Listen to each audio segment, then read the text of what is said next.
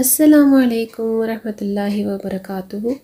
کل رات ایک عجیب ہی واقعہ پیش آیا۔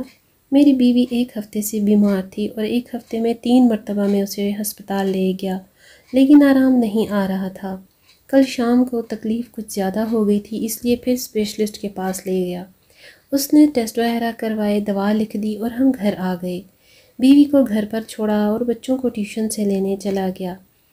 واپسی پر بیکری سے بچوں کے لیے ڈبل روٹی وغیرہ لی اور جیسے ہی موٹر سائیکل پر بیٹھنے لگا تھا کہ پیچھے سے ایک آواز آئی، بیٹا ایک ڈبل روٹی یا شیرمال مجھے بھی دے دو۔ میں نے اگنور کر دی اور باہر نکل آیا، کیونکہ اپنے بھی حالات بہت ٹائٹ جا رہے تھے اور مہینے کی آخری تاریخیں بھی تھیں اور ڈاکٹر کی دوائیوں پر بھی بہت خرچ ہو رہا تھا۔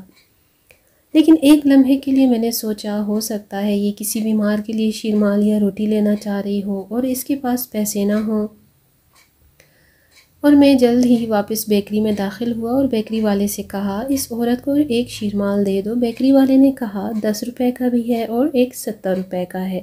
تو میں نے کہا جو یہ لیتی ہے وہی اس کو دے دو۔ اس نے 70 والے پر ہاتھ رکھا، میں نے بیکری والے کو پیسے دے دیے اور باہر نکلنے لگا ہی تھا کہ اس عورت نے مجھے بہت دعائیں دیں۔ آپ یقین نہیں کر سکتے، ان چند پیسوں سے کہیں زیادہ قیمتی تھیں وہ دعائیں۔ میں نے بائک اسٹارٹ کی اور بچوں کو لے کر گھر آ گیا اور اللہ کا شکر ادا کیا کہ کسی کی چھوٹی سی مدد کی، کیونکہ دل میرا بہت مطمئن محسوس کر رہا تھا۔ رات کو بیوی کو کہا دوائی کھاؤ اور سو جاؤ، کیونکہ صبح جلدی اٹھنا بھی۔ بیوی صبح اٹھی تو اس سے پوچھا کیسی ہو، تو وہ جلدی سے بولی بہت بہتر ہوں اور درد بھی ختم ہو گیا ہے، حالانکہ کل صرف ایک ہی ٹائم کی دوائی کھائی تھی۔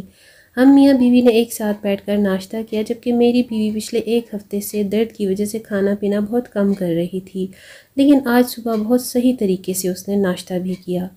تو میرے ذہن میں مجھے اس عورت کی دعائیں یاد آ رہی تھیں جس کی میں نے بہت ہی چھوٹی سی مدد کی تھی، لیکن اس کا صلہ مجھے ہاتھوں ہاتھ اور بہت بڑا مل گیا تھا۔